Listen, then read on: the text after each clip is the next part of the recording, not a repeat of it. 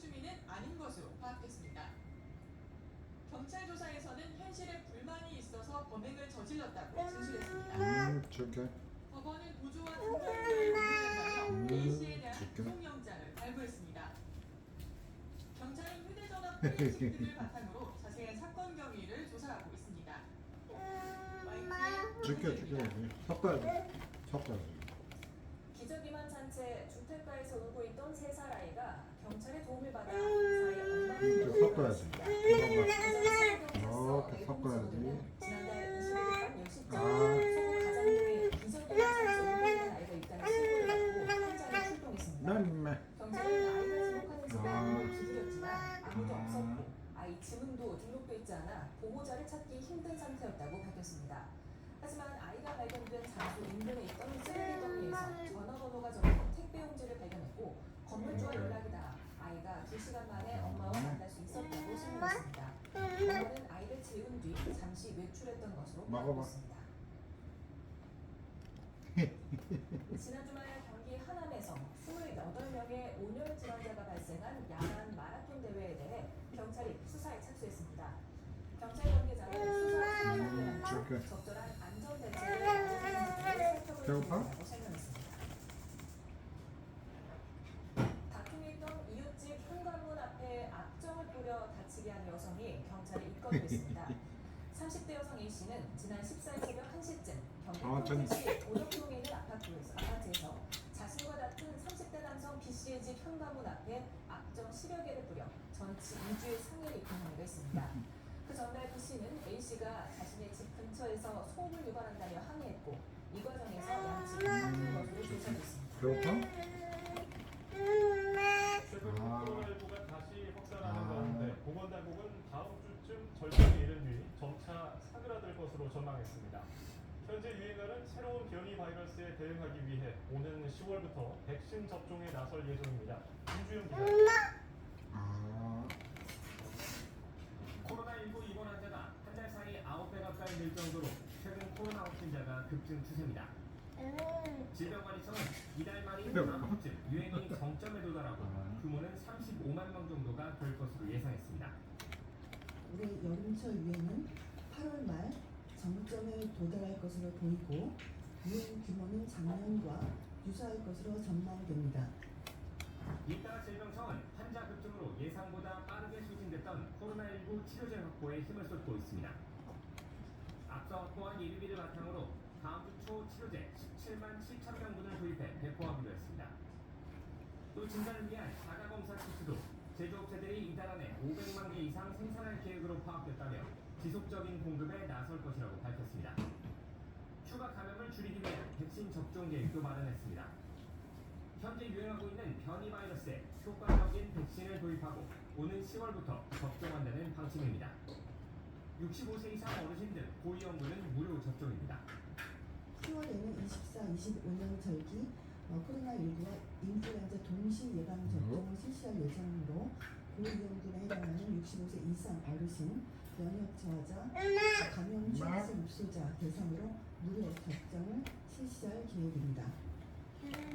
이와 함께 전국이 공백 사태 속에서도 코로나 환자가 병원에서 제대로 치료받을 수 있도록 중증도에 따른 분산 대책도 준비합니다. 경증 환자는 지역의 병원에서 빠른 치료를 받을 수 있도록 협력병원 목록을 공개하고 중환자들을 위한 추가 병상 확보에 나설 계획입니다. YTN 김주현입니다. 정부는 올해 코로나 예방 접종률이 상대적으로 낮은 상황 속에 변이가 출현하며 유행이 커졌다고 분석했습니다. 다만 중증도와 치명률은 독감 수준으로 낮아서 위기 단계 상향 없이 관리가 가능할 것으로 내다봤습니다. 연예원 기자입니다. 이번 여름 코로나가 재유행한 이유는 낮은 예방접종률 탓으로 보입니다.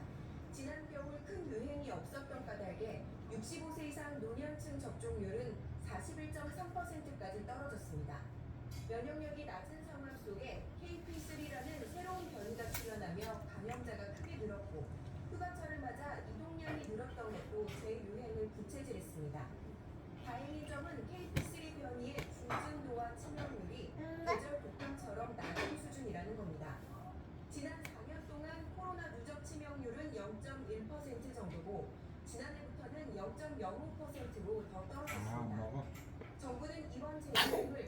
살다 홍토병처럼 되는 엔데믹의 과정을 겪었습니다. 이 때문에 다시 거리두기를 하거나 위기 단계를 올리지 않고도 현재 의료 체계 안에서 충분히 관리가 가능하다고 강조했습니다.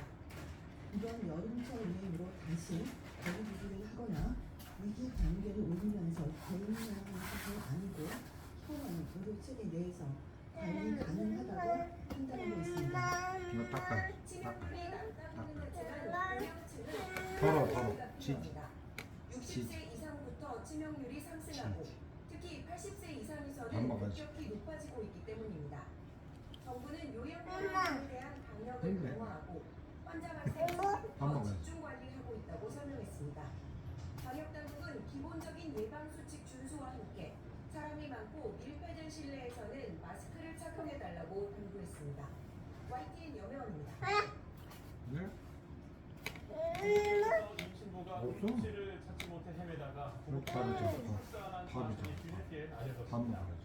충북 진천 소방서에 따르면 지난 밥 15일 먹어야지. 새벽 1시간쯤 음성군 삼성면에서 분만 진통이 안 있다는 돼. 신고를 이게 받고 못하네. 병원을 물색했지만 병상 구조로 찾지 못했습니다. 앞자리가 산모의 상황이 급해지자 구급대원들이 의사의 의료 지도를 받으며 처치에 들어가 신고 1시간 반 만에 무사히 여자 아기가 나중에 태어났습니다. 하자 이거는. 정부가 상급종합병원의 인력 구조를 재설계해서 의사 인력의 40%를 차지하던 전공의 비중을 20%로 줄이기로 했습니다. 유정민 보건복지부 의료체계 혁신과장 상급종합병원을 중증 환자 중심으로 바꾸기 위해 올 하반기부터 3년간 구조 전환 시범 사업을 시행한다며 이같이 밝혔습니다. 그러면서 지금은 상급종합병원 중증 환자가 39% 정도지만 3년 안에 60%까지 높이는 게 목표라고 설명했습니다. 맛있어? 여야 대표 회담을 나흘 앞두고 의제와 혁신을 둘러싼 양심의 대화가 안 돼. 오늘은 민주당이 여권을 분열시키는 못하잖아. 시간 꺼내들었다며 회담 생중 계획을 못하잖아. 주장했고 민주당은 한동훈 대표를 겨냥해 실권 없는 반바지 사장 아니냐며 날이 세웠습니다. 이준혁 기자가 보도합니다. 국민의힘은 회담 생중계 제안을 언론을 통해 밝힌 민주당이 연기한 것을 두고 명분 없는 반대라고 꼽습니다. 지난해 6월 이재명 대표가 김기현 당시 대표에게 같은 제안을 해놓고 왜 말을 바꿨냐는 겁니다. 어떤 논의 과정, 밥 먹어야지. 어떻게 사안들을 보고 있는지에 대해서 국민께서 보시는데 불편한 거 아니고 뭐가 불만? 이거 좋은 일이다. 여당은 야당이 제시한 전국민 25만 원 지원법에는 취약계층 선별 지원 방안을 검토하겠다며 의제화 가능성을 열어두고 있습니다. 하지만 달라고? 국내에선 오는 28일 고대의 재표결을 앞두고 최상병 특검과 함께 여권 분열을 노리는 의제만 제시할 거라며 의심의 눈길을 거두지 않고 있습니다. 누누이 2, 3자 특검법 등이 민주당 이재명 대표의 여러 가지 우리 분열 프레임에 우리가 갇힐 수가 있다. 그렇기 때문에 신중히 접근한다고. 안 돼? 반면 민주당은 25만 원 법과 최상병 특검법 모두 한동훈 대표가 이미 언급한 적 있는 의제라면서 수용을 압박했습니다. 한 대표가 바지 사장보다도 실권 없는 반바지 사장이어서 민주당이 한 대표 안을 다 수용해도 여당 내에서 거부당할까봐 이해를 못하는 거 아니냐고 비판을 했습니다. 저거 한동훈 대표가 하자고 이거 먹고 줄게. 본인이 약속한 거, 국민과 자기한테 약속한 거, 그것부터 얘기하자고 했는데 그러면 너무 고마운 일 아닌가요? 민주당은 여당이 내놓은 전쟁 중단 의제는 야당이 추진하는 각종 특검과 탄핵안을 가로막아 이를 부당민주당의 의도가 아니냐고 반발했습니다. 이게 뭐 먹어? 해봐. 했지만 협의 없이 먼저 언론 플레이를 한 데에는 먹어봐. 불쾌감을 감추지 이렇게. 않았습니다. 잡아. 토론과 회담을 잡아. 구별하지 못하는 이렇게. 문제다. 한동훈 아. 대표께서 TV쇼를 너무 그렇죠. 좋아하시는지 박수. 모르겠는데요. 이런 가운데 우원식 국회의장은 여야가 제3자 추천 방식의 특검법을 중심으로 합의점을 찾아달라고 촉구했습니다. 대표는 준비를 위한 물밑 접촉 과정에서 여야는 치열한 펼치며 양보 없는 삿바 싸움을 벌이고 있습니다. 양측 모두 협상이 깨지진 않을 거라 선을 긋고 있지만 실무회동 과정에 적잖은 진통이 예상됩니다. YTN 이준혁입니다. 신혼 위메프 판매금 미정산 피해 금액이 1조 3천억 원까지 늘어날 것으로 전망됐습니다. 일반 상품과 상품권 피해와 관련해서는 359억 원이 환불 완료됐습니다. 정부는 피해를 본 판매자들을 돕기 위해 1조 6천억 원 규모의 자금 지원에 나서기로 했습니다. 보도에 오인석 기자입니다. 나중에 먹자. 니는 어린이는. 정부가 경제관계 장관회의를 열고 이렇게 해서 현재까지 정산 기일이 지난 판매금 미정산 피해액은 8,100억 맛있어? 원에 그것도 씹어야지. 상품권과 여행 다 씹어야 먹지. 40%입니다. 다 씹어야 먹지. 다 씹어. 그래 먹을 수 있어? 아. 가능성이 높습니다. 다 씹어야지 이거는.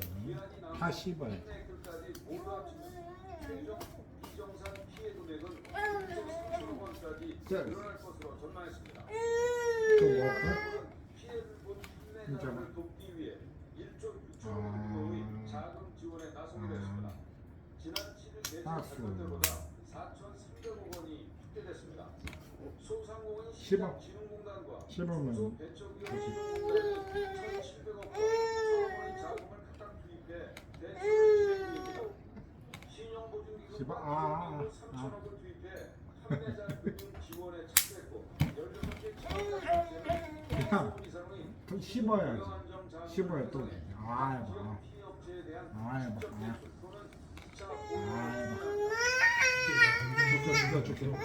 모든 부처와 지자체 관련 씹었어? 기관 정책 역량을 더욱 결집하겠습니다. 피해 소상공인 너도 하고 소상공인에 싶어? 대한 대출 금리 자금 부담 완화도 없어. 함께 검토하겠습니다. 없어. 니가 이거 해먹어야지. 이정산 사태 발생 이후 현재까지 이렇게 해봐. 이렇게 해서 먹어봐. 일반 상품과 상품권이 환불 완료됐다고 밝혔습니다. 남은 피해자들을 부지하기 위해 여행과 숙박, 항공권, 상품권 분야 관련 천천히 먹어야지. 그러니까. 행동에도 응? 속도를 내기로 했습니다. 천천히 먹어야지. 정상규기 법제화와 천천히 먹어야지. 천천히. 마련하기로 했습니다. 아. 아. 오인석입니다. 금융당국이 높은 경각심을 갖고 가계부채를 관리해야 할 시점이며 필요시 대출 한도를 더 축소하겠다는 방침을 밝혔습니다. 금융위원회는 기획재정부와 국토교통부, 한국은행과 금융권력을 참석한 가운데 가계부채 전문회의를 열고 가계부채 증가 추이를 봐가며 필요시 추가 조치를 시행하기로 했습니다. 다음 달부터 수도권 주택담보대출 한도를 비수도권보다 더 축소하기로 한데 이어 가계부채 증가세가 잡히지 않을 경우 DSR 적용을 전세대출이나 정책 모기지 등으로 씹어야지 우선은 씹어야. 돼. 정부가 유류세 인하 조치를 올해 10월까지 2달간 추가 연장하기로 했습니다. 기획재정부는 중동 긴장에 따른 국내 인하력의 불확실성과 국내 물가 동향을 고려해 유류세 탄력세율 인하 조치를 10월 31일까지 추가 연장할 계획입니다. 집중호우에 상추와 오이값이 폭등하는 등 지난달 생산자 물가가 한 달 만에 반등했습니다. 한국은행은 7월 생산자 물가 지수가 119.56으로 6월보다 0.3% 올랐다고 밝혔습니다. 상추가 171.4%, 오이가 98.8% 폭등했고 경유와 휘발유도 각각 5.1%, 4.5% 올랐습니다.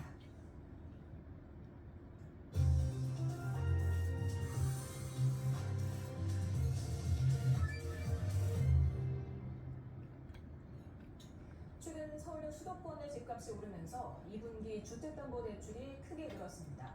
금융당국은 다음 달부터 수도권 부담대 가상금리를 더 높여서 대출을 조이기로 했습니다.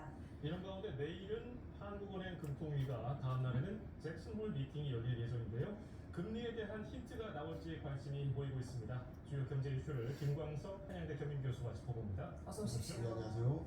네, 정부가 지금 수도권 주담대 규제를 더 강화하기로 했습니다. 네. 구체적으로 좀 어떻게 달라지는 건지 예시를 좀 들어주시겠어요? 네, 제가 아마 한 2달 전쯤에 이 자리에 나왔을 때도 이제 스트레스 DSR을 7월에 적용하려고 했다가 사실 이제 돌연 연기했다라고 했었습니다. 9월로 적용을 하는 거예요. 예. 물론 9월로 적용을 시작하는데 9월 적용을 한다고 해서 그 전에 생각했었던 그 방향대로 가는 게 아니라 보시는 것처럼 수도권과 비수도권을 구분해서 버려야 돼, 수도권의 버려야 돼. 경우 대출 규제를 지지. 조금 더 강화하겠다. 지지. 자료를 보시면 지금 1단계 스트레스 DSR을 적용했습니다. 0.38%포인트가 적용됩니다. 예. 2단계 9월부터는 비수도권의 경우는 버려. 0.75%포인트 대출 한도가 또 줄어요. 근데 수도권의 경우에는 1.20%포인트로 대출 한도가 더 많이 줄죠. 그래서 좀 가장 쉽게 말씀드리기 위해서 예를 들어본다면 지지. 일단 여러분 소득이 지지, 5천만 원이라고 가정해 볼게요. 예. 그럼 소득이 5천만 원이 차주 기준으로 일단 가정은 30년 만기 분할 상환 대출 이자가 4.5%로 가정했을 때 지금의 경우에는 약 3억 2천만 원 정도 주택담보대출을 받을 수 있습니다. 예. 그런데 9월부터는 수도권의 경우 3억 300만 원, 비수도권의 경우 3억 1,200만 원. 그러니까 결국 비수도권의 경우보다 수도권의 경우 더 많이 대출 한도를 제약하는 방식으로 움직이는 것이다. 이렇게 정리를 할 수 있겠고요. 제가 여러분께 또 추가적으로 이 말씀을 드리고 싶은데 이 스트레스 DSR을 적용하면 금리가 올라갈까? 금리가 올라가는 것이 아닙니다. 예. 그러니까 높은 금리 하에서는 대출 상환 능력이 떨어지죠. 그러니까 대출 규제를, 대출 한도를 제약하는 것이지 금리가 올라가는 것이 아닙니다. 그렇기 때문에 이것이 정말 효과적으로 작동할 것인지 뭐 살펴볼 아. 주담대를 죄는 배경은 역시 가계 빚입니다. 두 분이시면은 900조 넘을 것 같은데 위험성이 어느 정도로 봐야 되나요? 씹어야지. 씹어봐. 씹어야지.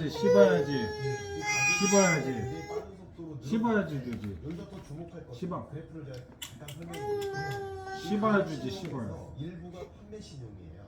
그러니까 판매 해봐, 신용 예를 잡아. 들어서 카드로 잡고, 구매를 했을 때 먹어. 한 달 후에 그것을 갚는 방식이니까 판매 신용 가계 부채에 해당됩니다. 근데 가계 맛있어? 대출 규모가 보시면 대략 14조 정도 증가합니다. 그러니까 판매 신용은 지금은 3천억 못해. 증가로 그냥 맹돌아요. 예. 그러니까 지금 뭐를 못하죠. 중심으로 들었죠? 네, 가계 대출을 중심으로 들었다. 특히 가계 대출을 둘로 구분하면 주택담보대출과 신용대출로 구분할 수 있는데 예. 신용대출이 늘어나는 게 아니라 주택담보대출 규모가 지금은 굉장히 숙하면 빠른 못해. 속도로 늘고 있다. 그래서 이 주택담보대출 규모가 빨리 늘어나는 수도권을 중심으로 가계부채 대책을 마련하고 있는 것이다. 이렇게 해석해 볼 수 있겠습니다. 네, 지금 2분기 들어서 약 가계배치 역대 최대치를 기록했는데 네. 지금 3분기에서도 급증세가 멈출 조짐을 보이지 않고 있습니다. 네. 어떻게 예상하십니까? 네, 가계빚이 늘어나는 속도는 주춤해질 수 있겠다. 이렇게 보겠습니다.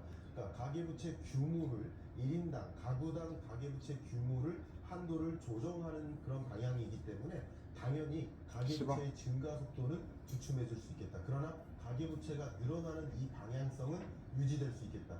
주로 이제 주택담보대출을 가지고 생각을 해볼 때 우리가 어떨 때 주택담보대출에 의존할까요? 주로 집값이 오를 거야. 지금보다 1년 후에 집값이 더 높아져 있을 거야. 라고 생각하면 무리하게 대출을 받아서라도 집을 구매하고자 하는 의지 혹은 투자하고자 하는 의지가 담길 텐데 그런 것을 이제 생각해 본다면 대출 한도를 제약하기 때문에 대출 규모의 증가 속도는 줄어들 수 있겠으나 대출 규모가 줄어들거나 하는 일은 좀 없을 것이다. 이렇게 판단하고 있습니다. 예.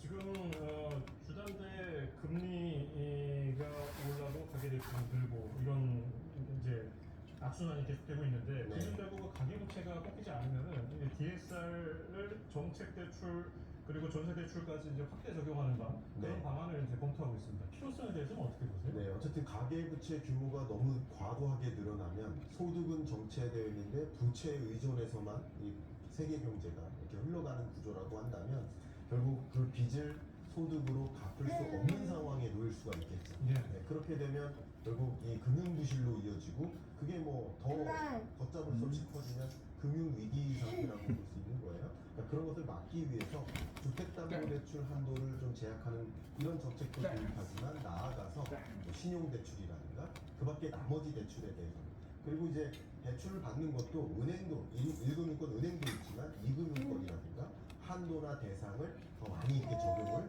확대해 나감으로써 가계부채 규모의 증가 속도를 좀 주춤하게 만들기 위한 정책들을 추가적으로 동원할 수 있겠다 이렇게 생각합니다. 아까 집값이 오를 거라고 생각하기 때문에 무리하게 주택담보대출을 네. 쓴다고 했잖아요. 네. 집값이 언제까지 오를 거라고 내다보십니까? 자, 현재로서 24년 이 하반기 경제를 조금 이따 더 구체적으로 말씀 나누겠지만 이른바 피벗의 시대라고 할 수 있겠습니다. 피벗의 시대는 뭐냐면 24년 상반기까지 금리를 인상만 하다가 24년 하반기부터는 점차 금리를 인하하는 이 통화정책 기조의 전환입니다. 예. 그런 과정에서 전반적으로 거시경제적으로 주택시장이나 여러 가지 실물 경제가 이제 변곡점을 맞이하는 국면이에요. 그래서 주택가격도 상반기까지는 다소 어떻게 보면 약보합세를 보이고 있었지만 중반을 기점으로 해서 가격이 강보합세로 전환되는 흐름은 어떻게 보면 금리 정책이 어떻게 동원되느냐에 따라서 달라지는 거라고 볼 수 있겠습니다. 조금 정리를 더 추가로 해보면 20년, 21년 가짜우리 집값이 폭등했어요. 씹어야지 씹어야지. 근데 그때 경제가 좋았을까요? 그때 경제가 씹어야지. 좋지 못했습니다. 그러나 경제 어, 위기 됐어. 상황에 경기를 먹을까요? 극복시키기 위해서 낮은 금리, 제로 금리를 도입했어요. 완화의 시대였던 겁니다. 제발. 그때 집값이 폭등했었던 거예요. 아. 반대로 22년, 23년 긴축의 시대였습니다. 씹어야지. 물가 안정을 위해서 금리를 대대적으로 씹어야지, 기간이죠. 씹어야지. 그때 집값이 조정됐었던 거예요. 이제 24년 하반기는 높은 금리에서 씹어야지. 낮은 금리로의 이동, 피벗의 시대에 있는 만큼 주택 가격도 큰 거시경제적인 흐름 속에서 판단해 본다면 어떻게 보면 약보합장에서 강보합장으로 전환되는 흐름이 이어지고 있는 것이다 이렇게 평가해 볼 수 있겠습니다. 예. 그런데 이 가계대출 억제하면서 오히려 은행들만 더 이득보게 만드는 거 아니냐. 네. 서민들은 지금 고통받고 있는데 네. 이런 얘기가 나오는데 또 은행들도 억울하겠습니까? 네, 은행들 입장에서 뭐 억울하다는 평가를 할 수도 있습니다만 일단 시중금리가 떨어지는 과정이지만 치즈네. 그래도 이거 먹어 이거. 주택담보대출 금리는 올려잡자 하는 방향으로 움직이는 먹어? 겁니다. 그래서 이 자료를 한번 보시면 집어. 예금금리, 주택담보대출 금리 같은 걸 상황을 보시면 주택담보대출 금리가 2월 10일 씹어야지. 씹지도 않고 뭐. 8월 10일 기준으로 3에서 6% 올라갑니다. 그러니까 주택담보대출 금리는 올려줘요. 왜냐면 금리를 올려야 주담대가 빠르게 늘지 않기 때문에 이놈이 예금금리는 이놈이 그러면 떼지. 예대금리 그러니까 예금금리와 대출금리의 차이값 이게 뭘까요? 이게 수익성이거든요. 그러니까 오히려 은행 입장에서는 주택담보대출금리를 높게 잡고 또 많은 투자자나 내 집 마련 생각하시는 분들이 적극적으로 또 대출을 받는 그런 구조에서 주택담보대출금리를 또 올려잡을 수 있으니까 정말 뭐 수익성이 더 개선되는 상황이라고 판단해 볼 수 있지 않을까 저는 그렇게 의견을 드리겠습니다. 네, 금융당국이 가계부채가 꺾이지 않는다면 전세대출 그리고 정책대출도 DSR에 포함하는 안을 검토하겠다 이렇게 말했는데 필요성을 어떻게 보십니까? 네, 저는 필요성이 있다고 봅니다. 그러니까 가계부채 규모가 너무 가파르게 늘어날 경우 그게 이제 한국 경제에 또 큰 위험을 줄 수 있는 거예요. 부채가 뭘까요? 부채의 개념은 미래 소비할 수 있는 능력을 현재 끌어와서 하는 겁니다. 과도한 부채 의존해서 지금 현재 소비를 하거나 현재 투자를 한다면 미래 투자는 위축되고 미래 소비는 위축되는 겁니다. 그런 관점에서 가계부채 상환 능력도 고려하고 과도하게 가계부채 규모가 빠르게 늘어나는 것. 그러니까 소득의 증가 속도보다 가계부채의 증가 속도가 너무 과도하게 빠르게 늘어나는 이런 현상은 좀 막아야 되기 때문에 어떤 금융 대책을 더 강구해서라도 대책을 마련할 필요가 있겠다 의견드리고 있습니다. 이런 가운데 내일 한국은행 금융통화위원회가 열리는데 어쨌든 뭐 동결이 우세하다는 그런 전망이 많아요. 네. 미국 회의를 먼저 보고서 하면 좀 부담이 덜할 텐데 어떻습니까? 네, 미국이 금리를 먼저 인하한다면 우리도 같이 금리를 인하할 수 있는 여지가 좀 있겠죠. 예. 근데 가만히 보시면 제가 아까 피벗의 시대라는 표현을 했었는데요. 생각해 보시면 영국이 미국보다 먼저 금리 인하합니다. 캐나다가 미국보다 먼저 금리 인하 두 번이나 인하합니다. 유로존도 미국보다 먼저 금리 인하합니다. 스위스, 스웨덴, 멕시코, 중국 많은 나라들이 미국보다 먼저 선제적 금리 인하를 단행합니다. 이게 뭘까요? 결국 피벗의 시대임에는 틀림이 없습니다. 다만 지금 보시는 것처럼 한미 기준금리 격차가 부담이 되기 때문에 역시 미국이 금리를 인하하지 않는데 우리가 먼저 금리를 인하하면 지금 2%포인트 격차가 역사상 최대치인데 더 벌어질 수 있고 그것으로 인해서 많은 외국인 자금이 유출될 수 있고 그것이 또 추가적으로 외환위기 가능성이라든가 외환 불안을 또 야기할 수 있겠다는 우려를 하고 있기 때문에 금통위 위원들로서는 선제적인 금리 인하기는 좀 부담스럽지 않을까 이렇게 판단하고요. 대통령 기간 동안 제롬 연준 의장이 확고하게 금리 인하할 것이라는 그런 메시지를 던진다든가 그리고 9월에 미국 FOMC 회의 때 실제 금리 인하를 단행한다면 이후 선제적이 아닌 후제적으로 금리 인하를 단행할 수 있지 않을까. 그래서 이번에는 14연속 동결을 예상하겠고 아마도 10월 혹은 11월에 같이 금리를 천천히 인하해 나가는 그런 움직임을 가져가지 않을까 의견을 드리겠습니다.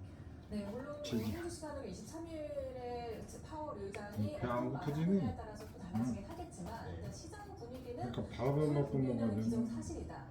폭의 문제일 뿐이다. 이런 분위기 있는데 어떻게 예상하십니까? 여러분 혹시 어린 시절에 혹은 한 10년, 20년 전에 공중전화 박스 이렇게 가보시면 전화기를 이렇게 돌려서 걸었었던 기억이 나실지 모르겠습니다. 예. 다이얼이죠. 다이얼을 이렇게 돌리는 겁니다. 근데 제롬 파월 연준 의장이 지난 8월 1일자 한국 시간 기준으로 FOMC 회의 끝나고 기자회견에서 뭐라고 표현했냐면 다이얼 맥할 시간이에요. 다시 돌려놓을 시간이에요. 이 뭐냐면 0.5%에서 5.5%로 기준금리를 계속 인상해 왔는데 그리고 이 인상한 것이 1년 넘게 동결해 왔는데 이제 점차 다이얼 맥할 시간이 왔다. 금리 인하의 가능성을 넌지시 선제적으로 알려준 거라고 볼 수 있겠습니다. 다만 금리 인하를 0.25 할 거냐 0.55%포인트 할 거냐 그것은 아직 결정된 건 아닙니다. 다만 저의 의견을 드린다면 이 통화정책 기조를 정상화하는 움직임인데 이 피벗의 행보는 적극적으로 B컷으로 금리 인하는 것이 통상 아니고 점진적으로 완만하게 천천히 이행하는 겁니다. 그래서 여러분께 좀 말씀드린다면 영어로 씹어야지. 씹어야지. 이거 입안에 씹어야지. 룰이라고 안 하거든요. 씹어야 먹지. 룰이라고 합니다. 이놈의 베이비 스텝, 아기의 아장아장 걸음걸이로 0.25% 씹어야지. 씹었어? 천천히 금리를 야, 인하하는 통화정책 이놈이. 전환이 있지 않을까 하는 생각을 하고 있고요. 잭슨 미팅 때 그런 부분에 대한 강조를 파월이 하지 않을까 그런 생각을 해봅니다. 하고 싶은데 분위기를 바꾸는 거는 마치 항공모함을 돌리는 이거 것 국물에 같은 써서 안 돼. 그렇습니다. 가짜 얼음. 매파냐 비둘기파냐 어느 쪽으로 좀 가짜 얼음. 이거 먹어야지. 이거 먹어야지. 제가 앞서 딱 말씀드린 것처럼 이제 통화정책 씹어야지. 전환 이거 씹으라고 이렇게. 왔다라고 이야기할 거라고 생각하고요. 그 통화정책 기조를 전환하긴 하지만 성급하게 하지 않겠다. 왜냐면 너무나 오랫동안 생각해보세요. 22년부터 금리를 대대적으로 인상했습니다. 그리고 5.5% 금리를 가지고 1년 넘게 국물 안 근데 B컷을 할까요? 건지. 대대적인 금리 인하를 할까요? 건지. 통화정책 기조를 건지. 점진적으로 전환해 나가겠다. 예를 들면요, 9월에 만약에 금리가 먹자. 이렇게 먹으려고? 이거 돼? 금리를 인하했더니 씹었어. 근데 입안에 안 씹었잖아 이놈아. 그러면 또 다른 문제가 생길 수 있겠잖아요. 그러니까 박수. 금리 인하한 이후 한번 여부를 진단해보자. 금리 인하에 따른 영향, 효과를 좀 진단해보고 그 다음에 보여주실 때는 지켜보고 그 다음번에 이거 먹어야지 이거. 이렇게 점진적으로 천천히 먹어야지. 또 할까? 이거는 씹어야지. 이거를 안 씹으면 너는 밥부터 먹어야 돼. 이거 씹어. 씹어. 이거 여기 내가 이거 잡아. 올해 들어서만 이건 안 돼. 이거 잡아. 10kg짜리 400온스 금괴 표준 금괴 하나가 지금 13억 3,600만 원. 지금 서울 아파트 평균가 정도 금값 상승 예상하셨습니까? 네. 이 정도 상승은 이놈이. 아니었지만 그래도 상승하는 이놈이. 나타나겠다라고 생각을 해봤습니다. 그 배경은요. 일단 제가 아까 금리를 계속 이제 말씀드렸는데 거의 다 먹었네. 금리와 부동산, 씹어야지. 금리와 금, 그리고 금리와 주식시장 이걸 먼저 씹어야 돼, 이빨. 연동되어 있습니다. 톱니바퀴처럼 연동되어 있어요. 씹어봐. 금리를 이렇게 씹어봐. 만약에 계속 올린다라는 금리를 올리면 돈이 어디로 이동할까요? 이렇게 해볼까? 은행으로 저축으로 이동하겠죠. 아, 금리가 제로금리로 떨어집니다. 그러면 은행에 야, 씻고 먹어야지. 돈이 그렇게. 시장으로 알았어. 이동합니다. 그러니까 금리가 이제 앞으로 씻고 떨어지겠지라는 먹어야지. 생각이 있기 먹어. 때문에 은행에 저축해놓은 거 사람이 빼서 금으로 갖고 있어야겠다. 이렇게 금으로 씹어야지. 이동이 한 가지 있는 것이라고 볼 수 있겠고요. 두 번째, 이 금의 특성이 뭐냐면 안전자산입니다. 안전자산하면 가장 음, 세계가 건지건지. 3차 세계대전 이게 왔다 갔다 하는 거. 무더라도 금만큼은 계속 있지 않겠어요? 왔다 갔다 해? 금만큼 핵폭탄이 터져도 응? 금은 계속 존재하지 너는 않겠어요? 제대로 교육을 받아. 최근에 음. 24년 무슨? 중동 또 러시아 우크라이나 전쟁 계속 지속되고 있습니다. 너는 내일부터 누가 교육을 그런 제대로 건지 받아. 모르는 미국 대선 결과를 집어서? 주목하면서 이런 불확실성이나 공포감 이런 거의 다 먹었네. 이런 거의 다 것들이 먹었잖아. 아무래도 안전자산 선호 현상을 이게, 더 응? 야기해요. 응? 그러니까 금리는 떨어질 응? 것이고 응? 안전자산을 보유해야겠다는 그런 마음이 투자자들 씹어, 씹어. 돈을 씹어라, 금으로 씹어라. 이동하게 만들고 씹어라. 그래서 금 가격이 이렇게 치솟는 것이다라고 의견드리겠습니다. 동서고금 역시 금이다 이렇게 말씀하시는 않을 것 같은데 씹어라, 그래서 씹어라. 지금 사야 되냐 말아야 되냐 이렇게 고민하는 분들도 있어요. 네. 사실 한국은행도 내가? 그걸 타이밍을 못 잡고 있는데 네. 개인적으로 안 좋아져. 어떻게 해요? 안 좋아져. 안 좋아져. 어? 안 좋아. 아까의 두 가지 요소를 말씀드렸습니다. 예. 하나, 금리나 앞으로 씹으라. 기대할 것인가. 기대에 투자하는 것이 바로 투자 방법이죠. 두 번째는 씹어. 지정학적 불안이 고조될 것인가. 만약에 러시아 우크라이나 전쟁이 끝나면 종식됩니다. 예. 중동 불안도 만약에 정식이 되면 가짜오른. 수도 있습니다. 그러니까 그렇게 지정학적 불안이 어떻게 전개되느냐에 따라서 금값은 또 요동칠 수 있기 때문에 그 두 가지 좀 투자를 신중하게 언제까지 이 전쟁이 확전될 것인가 아니면 오히려 종식될 것인가 하는 그런 기대감에 따라서 금값이 또 움직일 수 있기 때문에 여러 가지 요소를 함께 고려하면서 의사결정 내리시기를 좀 추천드리겠습니다. 그 한국 금거래소 시세를 봤더니 순금이 10년 전 가격보다 지금 2.7배로 올랐더라고요. 3배 가까이 올랐습니다. 거의 한 10억 원어치 샀으면 27억 원이 됐을 그런 상황인데 네. 아파트와 달리 이거는 뭐 재산세를 내는 것도 아니고 엄청난 이득을 봤을 텐데요. 사실 근데 지금 중국의 큰 손들이 더 이상 금을 사지 않고 있습니다. 그러면 이제 인상이 끝난 게 아니냐 이런 분석도 있던데요. 네, 추가적으로 중국 경제가 무너질 거다 하는 공포감 예를 들어서 그래서 많은 그런 공포감 때문에 중국으로 돈이 빠져나오고 있습니다. 중국으로부터 돈이 빠져나와서 어디로 이동하는가를 지켜봐야 되는데 그 이동하는 것이 대표적인 표적이 금이었었던 것입니다. 근데 앞으로도 중국 경제가 좀 위태위태하겠다. 부동산 경기가 계속 침체 국면인데 회복될 여지가 없겠다라고 판단하면 할수록 금으로의 이동은 또 추가적으로 일어날 수 있겠다라는 말씀을 드립니다. 예. 지금 눈이 잡은? 추석이 다음 달인데 물가가 심상치 않습니다. 네. 생산자물까지 올랐는데 배경은 어떻게 보십니까? 방금 앵커께서 정말 좋은 질문 주셨는데요. 그 질문 속에 답이 있습니다. 추석이 얼마 남지 않았다. 아하. 그러니까 매년 추석을 앞두고 매년 설 연휴를 앞두고 이 물가가 급등합니다. 그러니까 디플레이션이 걱정일 때도 마찬가지입니다. 특히 이 물가가 오르는데 어느 부분이 올랐느냐 농산물 가격이 치솟습니다. 보시는 것처럼 상추 가격이 171%, 오이 가격이 거의 100% 가까이, 수산물도 그렇고요. 이런 것들이 주로 오르는 현상, 이런 오르는 현상은 7월이면 어떤 일이 있어요? 폭염이 찾아와요. 장마가 시작돼요. 농산물 가격이 항상 급등합니다. 거기에 이제 9월에는 수능 연휴가 있으니까 지금 뭐를 준비합니까? 성수품 준비를. 네, 그러니까 수요는 늘어나는데 공급은 부족해지니까 자연스럽게 7월, 8월 물가는 늘 치솟는 현상이 야기됩니다.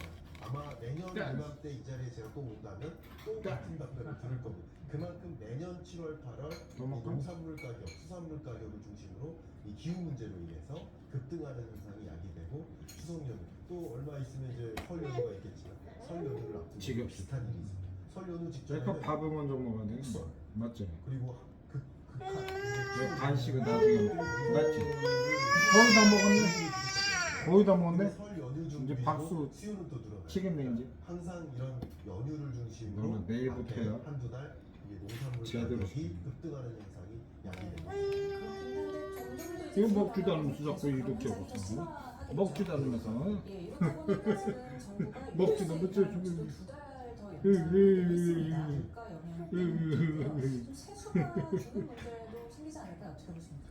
현재로서 일단 정부의 판단을 10억. 진단해 보면 애기야. 좀 연기하고 그거 다 먹었네 이제 거의. 물가 상승 압력, 거의 다 먹었네. 서민 부담을 좀더 거의 다 먹었네. 하는 분위기도 아. 있을 것이고 유류세 인하를 연기함에 따라 세수가 이거 더 봐, 부족해지는 네, 현상도 그것도. 고민할 텐데 그 두 가지 중에 그래도 지지. 지금 물가 안정에 더 기여하는 게 맞겠다. 물가 부담을 조금 더 감당시켜주는 기간을 거의 다 유지해 줄 먹었네. 필요가 있겠다라고 판단하는 이제 다 먹었다. 있겠습니다. 말씀하신 대로 어떤 우리의 선택은 뭔가를 포기하고 뭔가를 취하는 이제 것인데 다 먹었네. 물가 부담을 완화하는 것을 취했다면 세수 부족 문제는 피할 수 없는 지겹지. 경기 오늘도 지겹죠. 쉽게 잘 들었습니다. 내일 빨리 먹자. 고맙습니다. 감사합니다.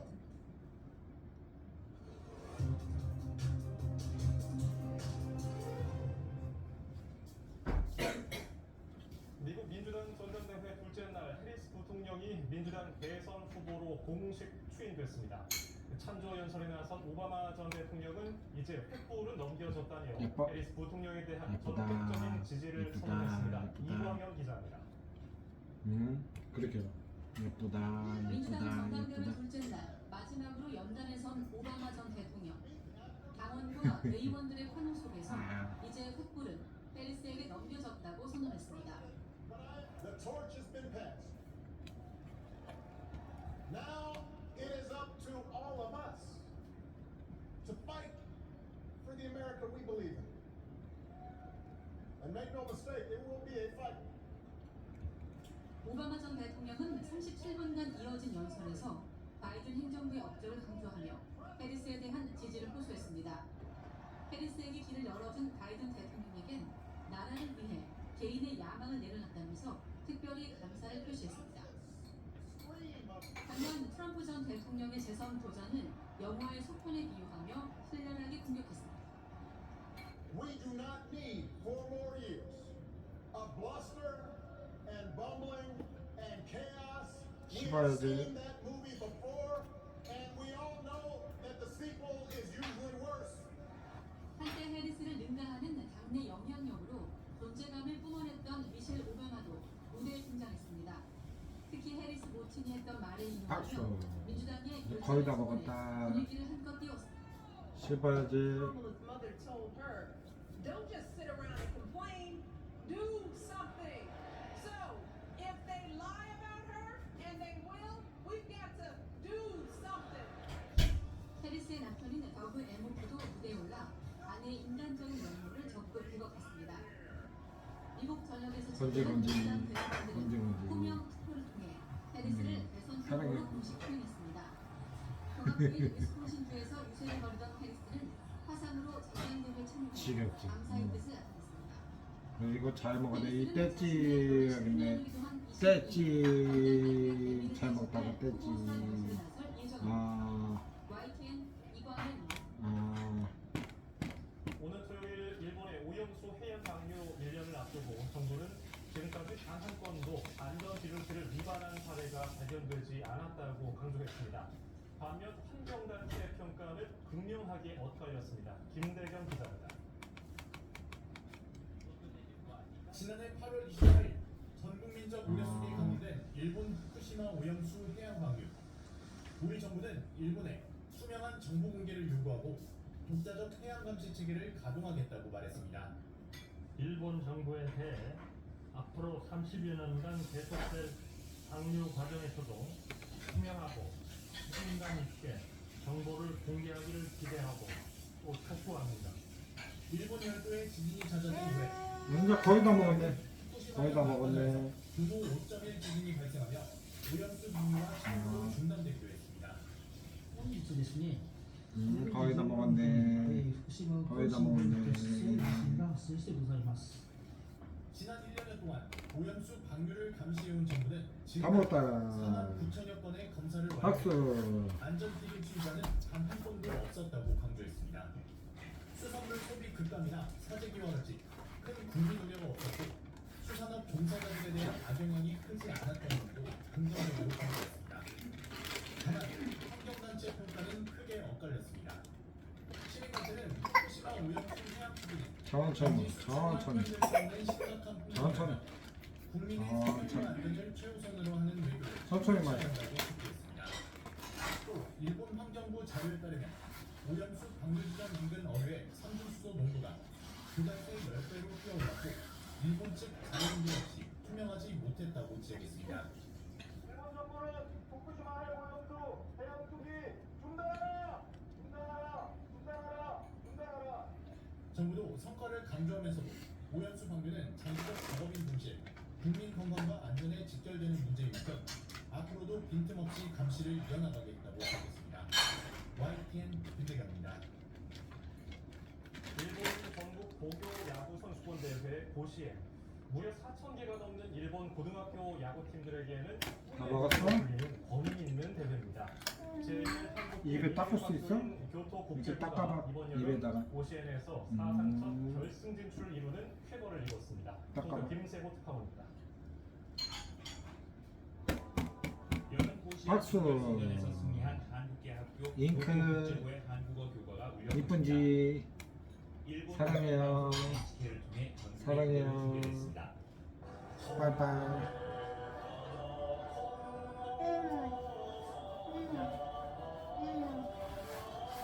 안녕히 계세요.